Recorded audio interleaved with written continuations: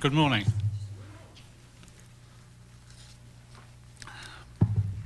Well, first of all, thank you very much for inviting me to talk about Victor Hugo.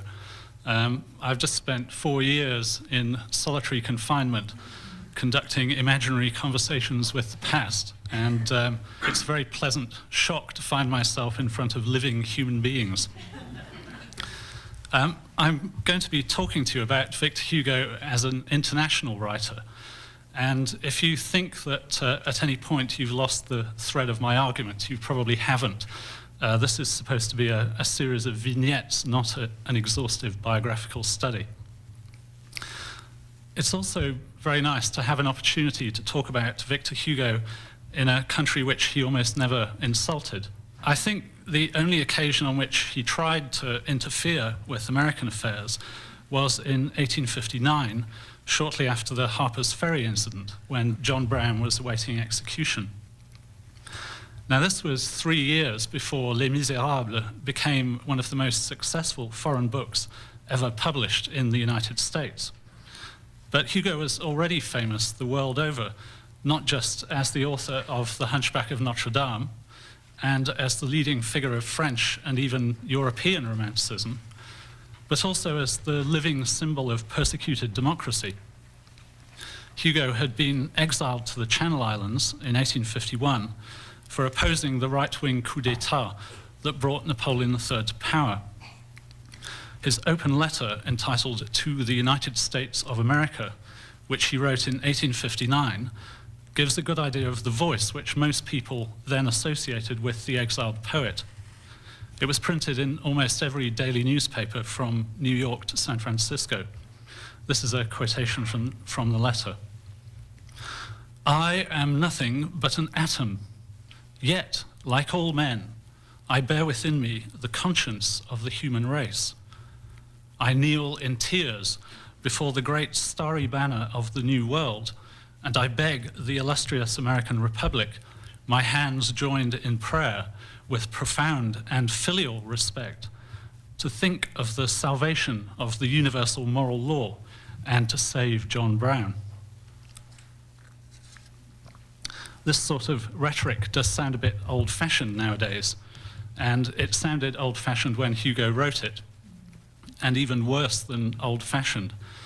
American newspapers of the time asked what point there was in having a high-strung intellect if one didn't have any common sense to go with it. In fact, he's often derided, even today, as a kind of anachronistic fool, something like a combination of Solzhenitsyn and W.C. Fields. One of Hugo's contemporaries even suggested that he might like to apply for a job with Barnum's Circus. The phrase that most often crops up in conversations about Hugo is Jean Cocteau's "Victor Hugo was a madman who thought he was Victor Hugo," and which is something that, in a sense, could be applied to everyone. But, and even the flattering remarks are not what you'd normally think of as flattery. The poet Leconte de Lisle, for example, said that Victor Hugo is as stupid as the Himalayas. But Hugo's idea in addressing the international audience was first of all to write in a sturdy, amplified style that would survive the passage from one language to another, from one continent to another, and from one century to the next. In effect, at a time when most countries still existed in a cultural isolation which would be practically impossible today, he was trying to broadcast on a particular wavelength that almost anybody could pick up. The second point is that Hugo quite deliberately and courageously allowed himself to be seen as a buffoon. He was one of the first romantic writers to try to speak for the ignorant, for people who felt the impact of market forces without being able to understand them. This is how he achieved the unusual feat, something of a writer's dream, of selling his books even to the illiterate. In mid-19th century France, having the works of Victor Hugo on your shelf was like having a copy of the Bible. And while Hugo only occasionally thought of himself as the successor to Jesus Christ, he did once say that sometimes allowing oneself to be worshipped is a duty. Although, to return to my earlier example, John Brown was executed, Hugo considered himself vindicated a few years later when the Civil War broke out. According to him, this never would have happened if only America had heeded his warning. He also had the consolation of knowing that soldiers, both Confederate and Union, were reading copies of Les Miserables between battles. Special editions were printed, like the Volunteers edition or the Books for the Campfires edition, which divided Les Miserables for the convenience of overladen soldiers into short episodes with titles like Cosette or The Detective's Pursuit, Fantine or The Felon and the Fallen, and the rather oddly titled So This Then is the Battle of Waterloo. The John Brown incident was an exception in Hugo's relations with America. He saw the United States as the great turning point of modern history, the beacon that would light the way to world peace. This is why he made a point of leaving his sickbed as a very old man. In fact, it was his last public outing to go to Bartholdi's workshop in Paris and give his blessing to the Statue of Liberty before it sailed for America. In his mind, the United States was a model for that glorious confederation which he thought would come into existence shortly after the beginning of the 20th century, and which unfortunately is still struggling to be born. The confederation which he was the first to call the United States of Europe. I said it was nice to talk about Hugo in a country which he rarely insulted. If I was doing this in Britain, there might have been a few grumblings by now. Calling Victor Hugo an international writer would strike many British people as something of a bad joke. After all, this was the man who lived on British soil for 19 years and managed to learn almost no English. He does occasionally use English phrases in his books, but they tend not to be conversational.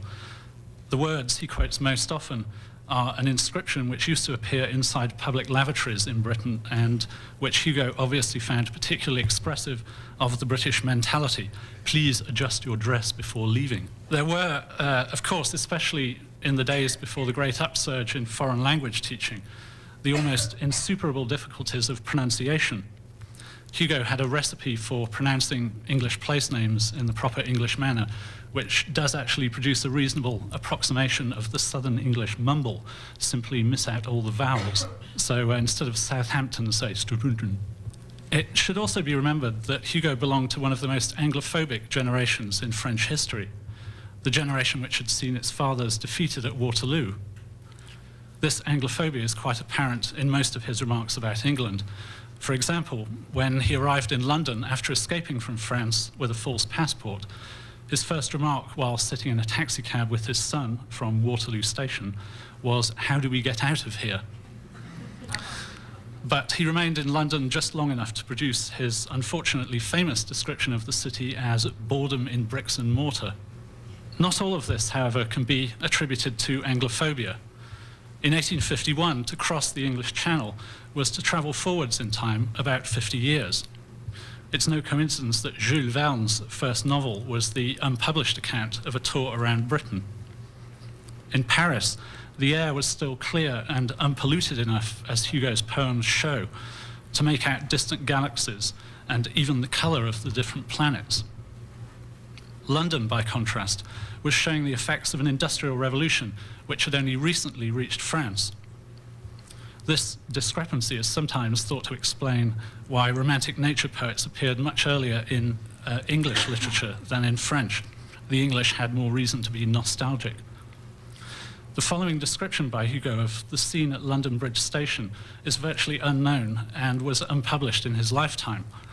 I wanted to quote it to show not only the sense of utter strangeness it was possible to experience simply by crossing a national boundary, but also as an example of what might be called Hugo's private style, in some ways the opposite of the international style he used for his John Brown letter. If the John Brown passage is old-fashioned, Hugo's description of London Bridge seems to belong to the 20th century. The closest contemporary equivalent can be found not in literature, but in the paintings of Turner. This is what Hugo says.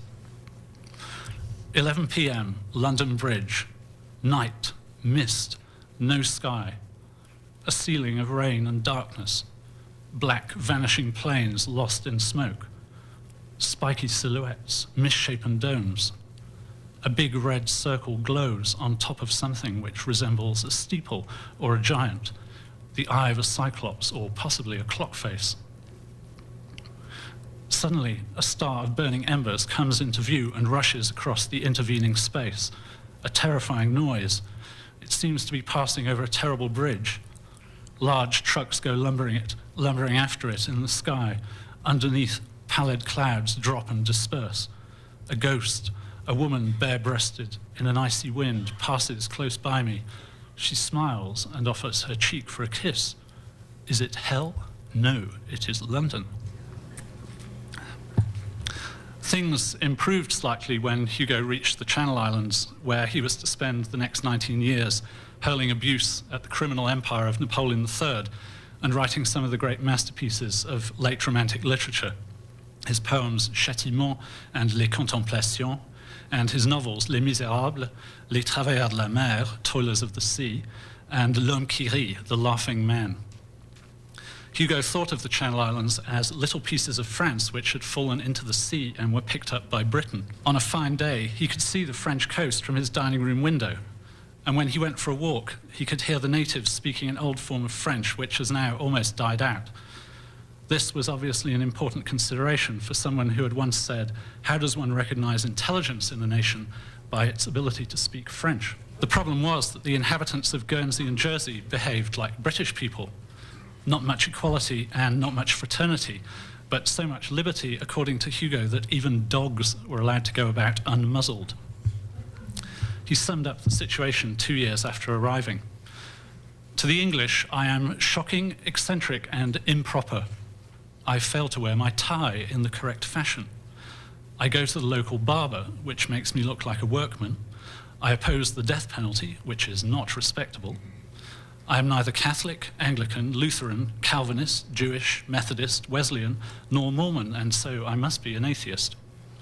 In addition to which, I am a Frenchman, which is odious, a Republican, which is abominable, an exile, which is repellent, and on the losing side, which is infamous. To cap it all, I am a poet, hence not much popularity. Before I go on to assert that this slightly xenophobic figure was the first truly international poet of modern times, I'd like to take you hurtling back half a century to explain how Victor Hugo happened to find himself stuck on a tiny island in a country to which he was apparently allergic. You'll be relieved, or you should be relieved, to know that I'm not going to give a detailed summary of Hugo's entire life, otherwise this would have to be part of a series called Biographers and Supper. The crucial fact of Hugo's childhood is that his parents belonged to opposite sides of the widest chasm in French history. Shortly after Hugo's birth in 1802, his father became an important general in Napoleon's army in Spain. His mother, on the other hand, joined a conspiracy to depose Napoleon. And so while General Hugo was helping to spread the branches of the empire, his wife was sawing at the base of the trunk. The conspiracy failed, but Madame Hugo survived, and of course her husband and Napoleon were eventually defeated in 1815. Victor Hugo was later accused many times of being so arrogant that he saw French history as a kind of parable of his own life. But since the great divide in modern French history, the Republic and the monarchy, was so clearly enacted in the breakup of his parents' marriage, it's not really surprising that he came to identify with the French nation. At first, Hugo sided with his mother and the monarchist cause. During the Restoration, he wrote romantic odes to the king and was hailed as an infant prodigy, almost as a junior poet laureate. In those days, to be a romantic in France was to be a royalist, harking back to the golden age before the Revolution. The problem was that Romanticism by nature was subversive. It showed that art need not be subordinate to unchanging rules extrapolated from the timeless masterpieces of Western civilization. It was the changing expression of an individual's sensibility, the expression, too, of a society which had turned out to be extremely unstable. This explains why the poet who was hailed in 1820 as the angel Victor, the hope of the muses of the fatherland, was described 4 years later by the French Academy as the Attila of the French language. Romanticism came to be regarded not as the voice of the restored monarchy, but as one of the side effects of the French Revolution. Hugo once compared himself in a poem to a great bell which God had placed at the center of all things like a sonorous echo. At the time, this was felt to err slightly on the side of immodesty, but it can be seen as a kind of transcendent humility. The bell itself is empty and simply responds to the tug of the bell ringer. This is where Jean Cocteau's phrase seems particularly inapt. Victor Hugo was not a madman who thought he was Victor Hugo. At least for the first part of his life, he didn't know who Victor Hugo was, but he had a vast audience that could tell him who everyone else thought he should be. By 1830, when a popular revolution replaced the old monarchy with the new constitutional monarchy, the audience had decided that Victor Hugo was not a monarchist after all. He was a liberal. His play, Hernani, brought romantic drama into the mainstream and caused a riot when it was performed in the great cathedral of French culture, the Comédie Française. Some people threatened to kill Victor Hugo, others treated him as a god. Despite the fact that he was one of the most hospitable writers of his time and received hundreds of guests at his home in the Place des Vosges, rumors sprang up that Victor Hugo was not a normal human being. He was said to be able to eat half an ox at a single sitting, work without sleeping for a week, and could detect the sound of moles moving underground. Not terribly useful. According to the authoritative testimony of Hugo's barber, his bristles blunted the razor 3 times as quickly as a normal beard. Over the next 20 years, the opinions balanced out. As one of the most famous living writers in the world, Hugo became a valuable national asset, almost a parody of himself. He was elected to the French Academy in 1842, which was seen by some as the romantic rebel defecting to the conservatives. 3 years later, he was made a lord, which entitled him to sit in the upper chamber of the French Parliament. As someone put it at the time, what was the point of going to all the trouble of becoming Victor Hugo? This increasing respectability was considered in some ways more shocking than Hugo's acquisition of a mistress, Juliette Drouet, whom he met when she acted in one of his plays. That might have been the end of the story. However, Hugo was shaken by a series of disasters. In 1843, his first daughter, Léopoldine, drowned on her honeymoon. At about the same time, Hugo's 9th play, Les Biography, was a relative failure and seemed to signal the end of the sort of romanticism Hugo had represented. Finally, a particularly horrendous disaster for someone who cherishes their public image. He was discovered by the Paris police in bed with the wife of a famous painter, engaged in what the legal documents call a criminal conversation. Adultery was a criminal offense at the time. The couple were taken to the police station where Hugo gave his name as Monsieur Apollo. Unfortunately, he was recognized, certainly wasn't mistaken for Apollo, anyway. The woman was sent to prison, but as a lord, Victor Hugo could not be prosecuted and remained a free man. There were no outward signs of guilt, but it was about this time that Hugo began to write Les Misérables, in which he takes the side of the individual against society's vindictive institutions.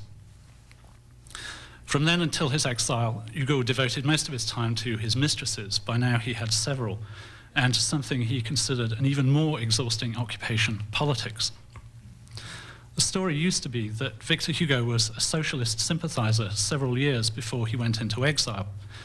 In fact, although he delivered some wonderful speeches on prison reform, homelessness, and child labor, he remained quite conservative, almost reactionary. The confusion comes from the fact that the speeches, as they appear in Hugo's complete works, are not the speeches that were actually delivered. Before allowing them to be republished, Hugo made some small but significant alterations which accelerate his drift to the left. When a popular revolution broke out in February 1848, Hugo's view was anything but revolutionary. He felt that although reforms were urgently needed, the revolution had started too soon. When the workers rose up again in June 1848, many of them barefooted and starving, Hugo very bravely went to the barricades unarmed. But even though he sympathized with their plight, he was not on the side of the workers, as Les Miserables would suggest. He was leading cavalry charges against them and was therefore responsible for untold numbers of deaths.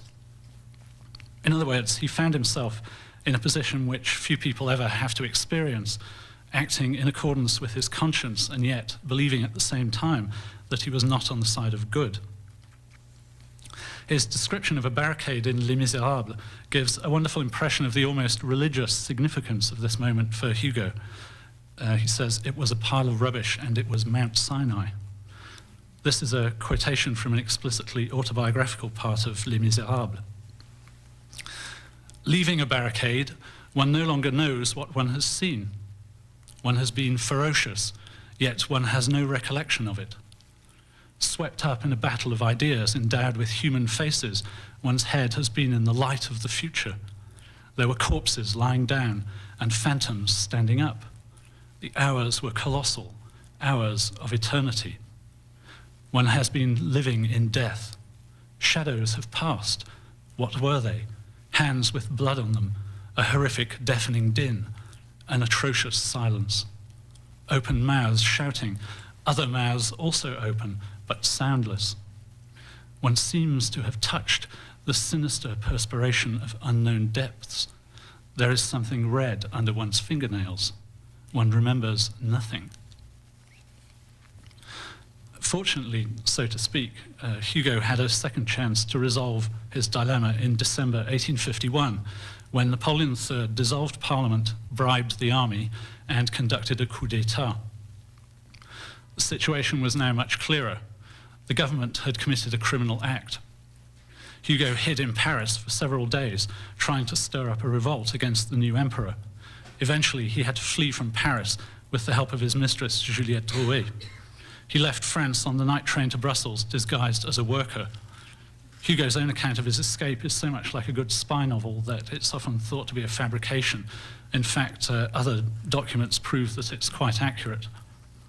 From Brussels, he went to London, and from there to the Channel Islands. So now at last we rejoin Victor Hugo in exile, broadcasting to the international audience from his island kingdom, sandwiched between the two great imperial powers, Britain and France. In his autobiographical texts, Hugo depicts himself as a battle-scarred prophet trudging into the icy waste of exile. But his correspondence paints a different picture. "What an immense honor for me," he wrote to a friend in Paris. "You should all envy me. I represent you. Never has my heart been lighter or more content." This is an object lesson in how literature can help you to survive an unpleasant experience. Hugo was able to see himself not as a vulnerable individual persecuted by a government, but as an actor in a drama of universal significance. He knew exactly what role he had to play, the human being pitted against the abstract archetypal forces of oppression. Instead of worrying about what he was going to do, he could simply concentrate on giving an excellent performance. It was now that he set to work on one of the most influential pieces of polemic ever written, Napoléon le Petit, Napoleon the Little, by contrast with Napoleon the Great. It was a short, explosive history of Napoleon III's rise to power, an examination of his hypocritical claim to have saved France from the socialists. Strange to say, its closest literary relative is George Orwell's Animal Farm. This is the first detailed description of a modern police state. Hugo says, "Monsieur Bonaparte's crime is not a crime. It is called necessity. Monsieur Bonaparte's ambush is not an ambush. It is called defending order. Monsieur Bonaparte's thefts are not thefts. They are called state measures." Napoléon le Petit sold 1 million copies all over the world. In Mexico, a few years later, when France was trying to establish its puppet emperor Maximilian, French army positions were bombarded with quotations from Napoléon le Petit and leaflets bearing the famous message, "What are you, soldiers of a tyrant? The best of France is on our side. You have Napoleon, we have Victor Hugo."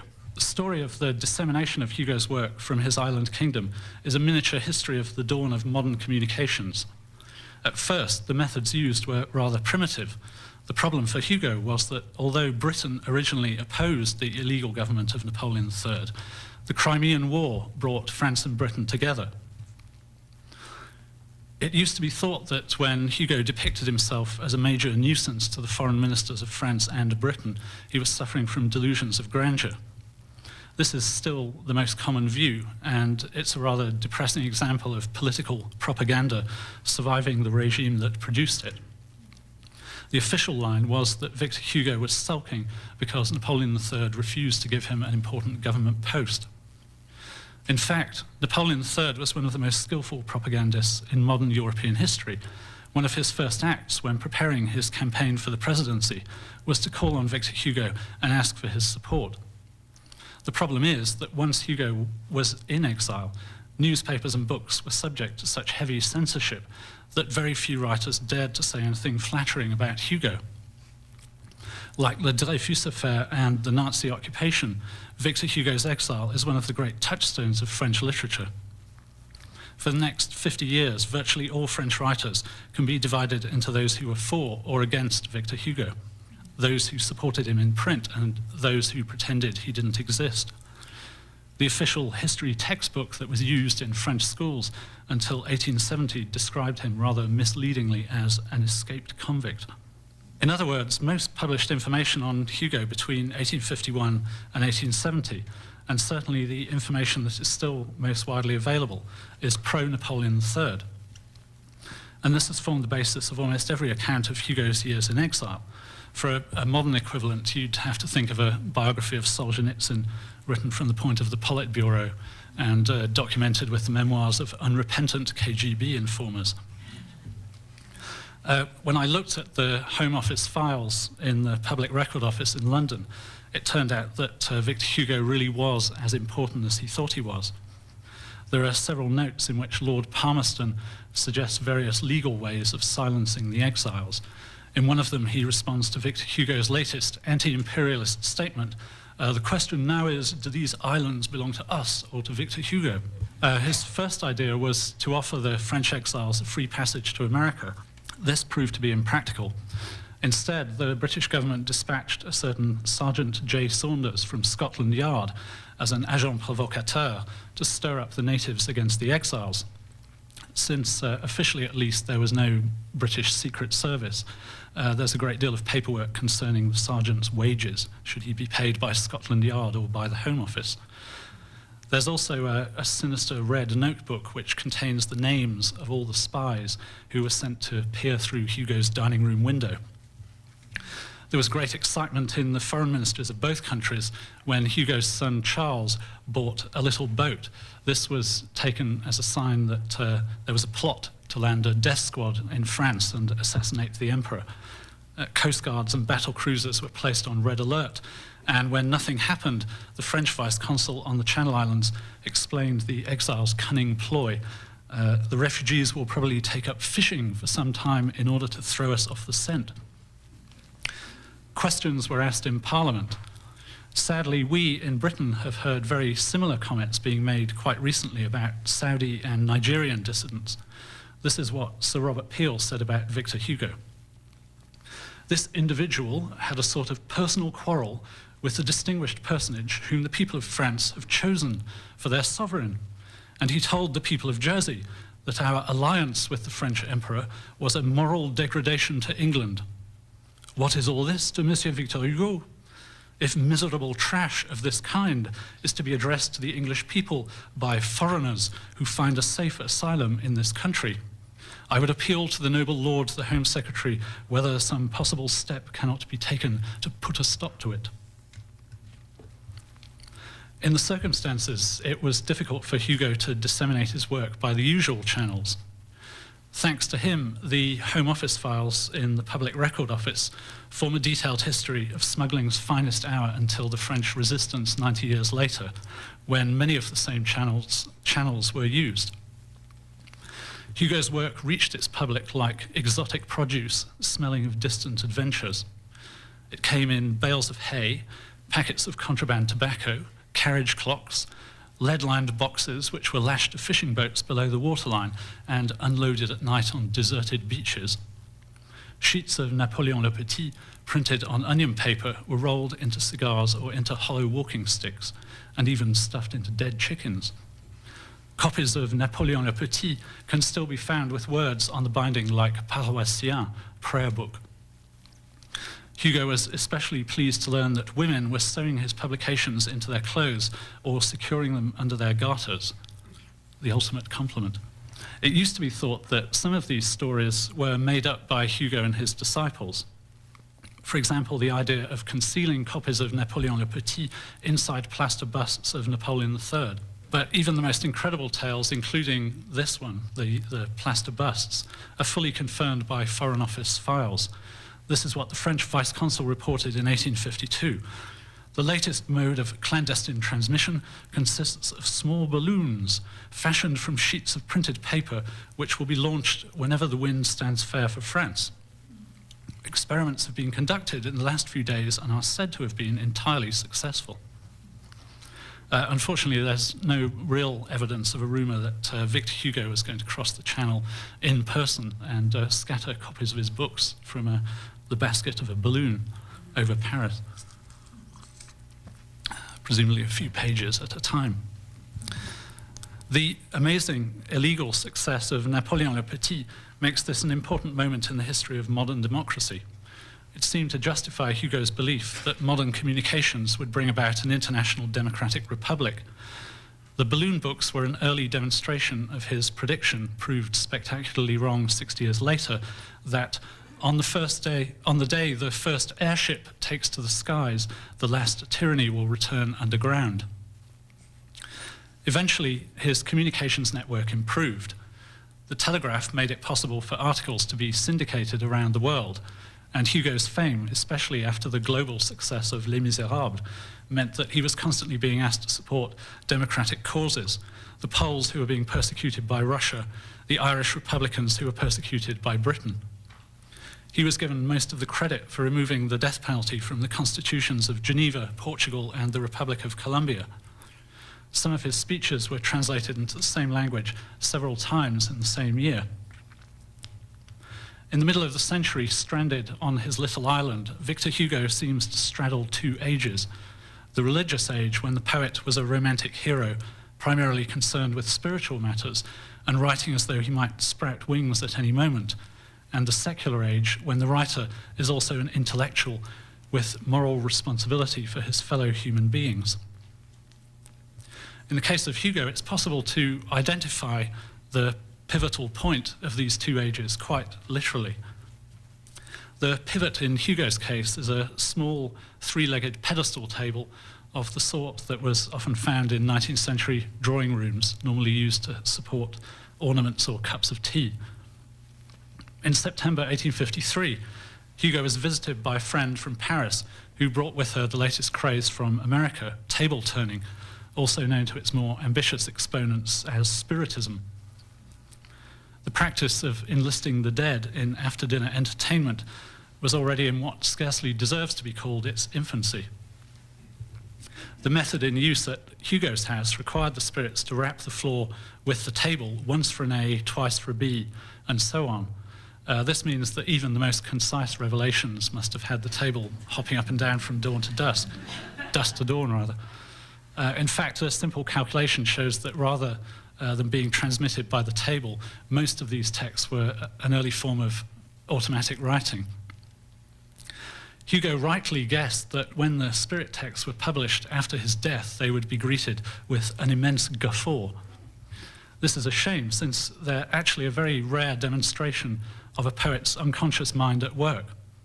Hugo himself viewed the table as the modern equivalent of the Sibyl's tripod. There's a splendid conversation, for example, between Hugo and a spirit calling itself the ocean, which gives some idea of the phrases that passed through his mind when he walked along the shore. The ocean was asked to dictate a new version of the Marseillaise and listed its musical needs. This is what the table supposedly dictated. Give me the falling of rivers into seas, cataracts, waterspouts, the vomitings of the world's enormous breast, that which lions roar, that which elephants trumpet in their trunks, what mastodons snort in the entrails of the earth, and then say to me, here is your orchestra. Hugo politely offered a piano, but as the ocean pointed out, a piano is incapable of expressing the synesthetic dialogue of sounds, sights, and scents. The piano I need would not fit into your house. It has only 2 keys, one white and one black, day and night. The day full of birds, the night full of souls. Hugo then suggested using Mozart as a go-between. Mozart would be better, agreed the ocean. I myself am incomprehensible.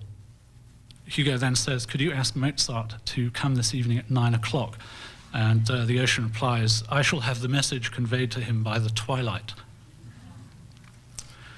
Hugo's other ghostly conversation partners were drawn from the fictional audience that most writers carry in their mind. Usually this audience consists, for example, of friends, relatives, editors, and book reviewers. Hugo's imaginary audience was slightly more impressive. Moses, Socrates, Plato, Jesus Christ, Muhammad, Joan of Arc, Dante, Machiavelli, the Marquis de Sade, whose comments have not survived, unfortunately, Walter Scott, an inhabitant of Jupiter called Tiatafia, and entities calling themselves the Finger of Death, the Shadow of the Tomb, and the Dove of the Ark. Hugo is usually assumed to have been almost insanely gullible, and it is true that flattery never activated his critical sense as much as disparagement, but he's not unusual in that respect. The spirits gave him the best reviews he had ever had. Civilization called him the great bird that sings of great dawns and urged him to finish Les Miserables. Shakespeare came to dictate a comedy, fortunately all in French, because as Shakespeare now acknowledged, the English language is inferior to French. Having always insisted that his poems were an echo of nature's voice, Hugo was quite ready to believe that the afterlife expressed itself in a manner very similar to his own. However, he did remain more open-minded about the phenomenon than mischievous biographers have suggested. Although it makes him sound like an Old Testament prophet stranded in the age of gas lamps and railways, this is really Victor Hugo practicing his role as an international writer, devising a universal Esperanto that could be understood in any civilization, terrestrial or not. The spirits also helped him to develop a new religion, which sounds like the sort of religion that might have been made up by a United Nations committee. A mixture of Christianity, socialism, and Buddhism. The general idea is that the entire universe is sentient and that souls ascend or descend the universal ladder according to the weight of sin they have acquired during life. The universe, however, is slowly converging on its final transfiguration, impelled by the mysterious force of love. This macrocosmic improvement is reflected in the attempts of individuals to clamber out of the slime of moral delinquency. This is the symbolic meaning of the chase through the Paris sewers in Les Miserables. There are, of course, exceptions like Napoleon III, crayfish souls forever scuttling backwards into the shadows. One day, evil will expire, suffering will end, and, as Hugo puts it, there will be nothing left to say. This religion, which Hugo describes in his poems Les Contemplations, is an early example of the notion of human rights being used to make sense of an expanding world. It was Hugo's attempt to define the common understandings that would allow different nations to work towards the same goals. His religious texts, which seem at first to represent the lunatic side of his personality, actually provide the most spectacular example of his internationalism. In 1926, 41 years after Hugo's death, he officially became a saint.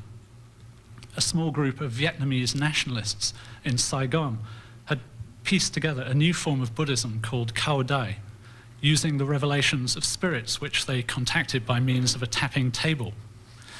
The most important and garrulous of these spirits turned out to be Victor Hugo. He dictated his revelations in rhyming French verse, which sounds very much like the poetry he was writing in exile in the Channel Islands. The new religion spread quickly and was watched closely by the French authorities in Vietnam in case it became a focus for revolt, which it did.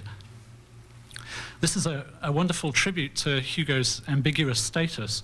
On the one hand, he was the epitome of French culture, the kingpin of the education system, and so the French could hardly complain that Victor Hugo was being worshipped as a minor god. On the other hand, Victor Hugo had also been the archenemy of the man who initiated the conquest of Indochina, Napoleon III. Hugo and his sons have since been reincarnated several times as Cao Dai priests. The first temple at Phnom Penh was dedicated in 1937 on the occasion of General Hugo's 164th birthday. There are now 1,000 temples in Vietnam and perhaps 3 million followers from Paris to California, which makes the religion almost as successful as the musical Les Miserables. I hope it will now be possible to see Hugo's apparent xenophobia in a different light. One day he was sitting in a railway carriage somewhere in the south of England, probably on his way to the port at Southampton. The only other occupants of the carriage were 2 English ladies. They tried to start a conversation, but failed because, as they discovered, the bearded gentleman did not speak English. Fortunately, they spoke French. It must be inconvenient, they supposed, to live in England and not to know any English. To their surprise, Hugo retorted, "When England wishes to converse with me, she will learn to speak French." This story used to be told in Britain to show what an incorrigible chauvinist Victor Hugo was. But the most revealing thing about the story is the fact that the person who told it was Hugo himself. This is really a sign of his fondness for teasing people rather than proof of his chauvinism. But it also contains a serious point. All great poets speak their own language, and it's the job of the reader to learn the poet's language, not to demand that he translate his peculiar idiom into everyday speech. We now live in an age when translatability is a valued quality, and Victor Hugo has certainly passed the test. Les Miserables is apparently the world's most popular musical. The Hunchback of Notre Dame continues to be resurrected, most recently as a Disney cartoon, visually inspired by Hugo's own drawings, in which Quasimodo tries to overcome the appalling handicap of shyness. This commercial universality is a modern form of the internationalism which Hugo tried to achieve. In fact, he saw it in his own lifetime. He returned to France in triumph in 1870, when the empire of Napoleon III fell to Bismarck's Germany. In the last 15 years of his life, Hugo became a kind of public monument, the white-bearded sage of the French Third Republic, who used to stare down from classroom walls until quite recently like a secular version of God. When he died in 1885, his funeral was attended by a crowd which outnumbered the usual population of Paris. He enjoyed so much adulation towards the end of his life that it's almost a relief to note that, in contrast to the recent state funeral in Britain, virtually every shade of political opinion he had represented in his lifetime was represented at the funeral. For some, Hugo was the personification of France. For others, he was still a dangerous demagogue. One writer suggested that his corpse should have been dragged through the streets on a 3-kilometer-long cable and spattered all over the city, shared out among his admirers. After his death, Hugo entered the fabric of French life with the force of a multinational corporation. His face was seen on plates, bottles, pens, paperweights, pipe racks, cufflinks, tie pins, walking sticks, and bars of soap. It loomed over lampstands, proliferated on curtains and wallpaper. Most cities in France named something after Hugo, usually a boulevard or a main square. Victor Hugo was to France what Queen Victoria was to England, a perch for pigeons and an indicator of air quality. The damage to his literary reputation is incalculable. Perhaps this is the ironic fate of poets who manage to make their own peculiar language a part of world culture. Eventually they turn into cliches and their work is lost in a kind of unobjectionable blandness. I hope to have shown in this biography, not in this talk, that Victor Hugo is not only one of the great figures of world literature, but also that his strangeness and even his madness have survived his own reputation. Thank you for your patience. If there are any questions, I'd be very happy to attempt an answer or two. Yes. The movie by Truffaut is very accurate because it's based on the diaries of Hugo's second daughter, Adele, who went into exile with him. And she, in a sense, was almost a Victor Hugo without the sanity. I mean, she certainly went clinically mad, eventually left the Channel Islands chasing after an English soldier, and was finally brought back from Barbados and locked up in a Paris asylum. So I should have mentioned that. I mean, it is an interesting example of people like Gandhi and Mother Teresa, who people who live around them don't always do very well. So there was a kind of involuntary sacrifice which Truffaut's film brings out very well. Yes. I think he would have enjoyed the fame, and he would have wanted to know if people were then going on to read the book after they'd seen the musical. But he had a rather ambiguous attitude to operatic adaptations of his works, like El Neni, Rigoletto, for example, partly because the laws on copyright were relatively unsophisticated, and Hugo didn't receive any royalties on operas. Normally he earmarked them for charitable causes. But I think he would have said that the musical is a different work of art altogether. So ambiguous, I think, is the answer. Yes. No, he didn't. No, I think the closest he came was Lord Palmerston's idea for sending the exiles over. But no, he was only here in spirit, I think. Sorry, I think you were first back there. Well, let's see, in about 15 minutes probably. Well, there was, I was trying to make the point that French poets used the classical verse forms like the Alexandrine, not because they were somehow pedantic and thought that old verse forms should be used simply because they always had been used, but that the Alexandrine corresponded to something in the human mind, so it's not just an arbitrary form. But metromania was a mental illness which was thought to exist, which induced people to express themselves entirely in rhyming verse. Which seems incredible now, but it was quite a common ability, really. There were people who would hire themselves out to parties and make up poems with rhymes on any given subject. I mean, that's only died out relatively recently. But it's quite a big subject. And yes. It's very difficult to find an equivalent for Hugo, and I think to do him justice, it's usually a good idea to lump several writers together. In Britain, I was often asked if he was like Dickens, and I think there are definite parallels there. But you have to add in several other figures because Hugo was so important in so many different genres that you'd also have to mention Tennyson and Carlyle and so on. But yes, James Mitchell is also one worth considering.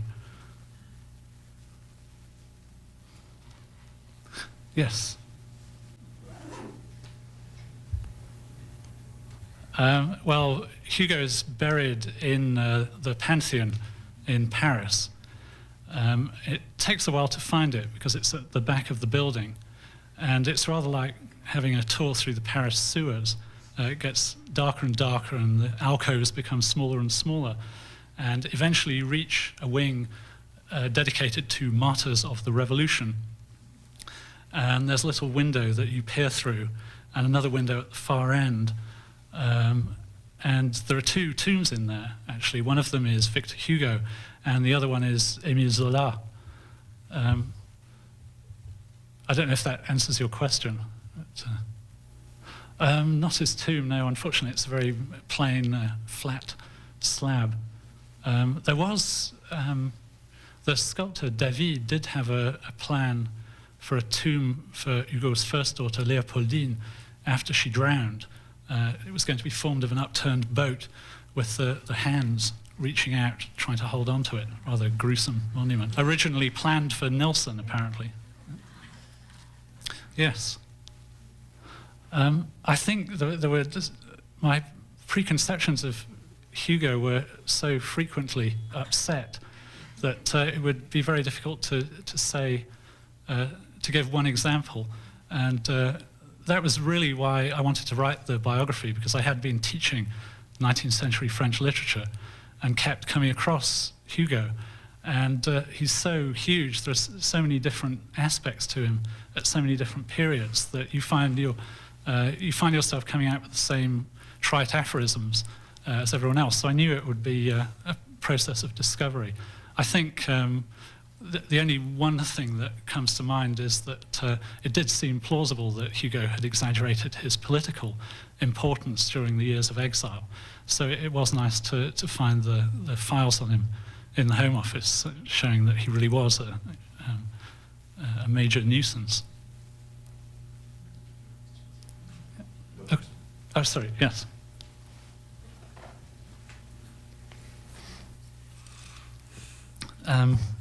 Well, he would have been very pleased to hear you say that. He once had a visit from his publisher when he was on the Channel Islands, and he was complaining about the title of The Hunchback of Notre Dame. He preferred Notre Dame de Paris, the original title. And someone had put about a rumor that Victor Hugo himself had a hump on his back. So for the benefit of his publisher, he stripped off all his clothes and stood naked on the top of a cliff and said, "Is this the body of a hunchback?" But it does, yes, I think that the rather silly rumors about his physical prowess reflect his literary prowess, really, the size of his work. Thank you.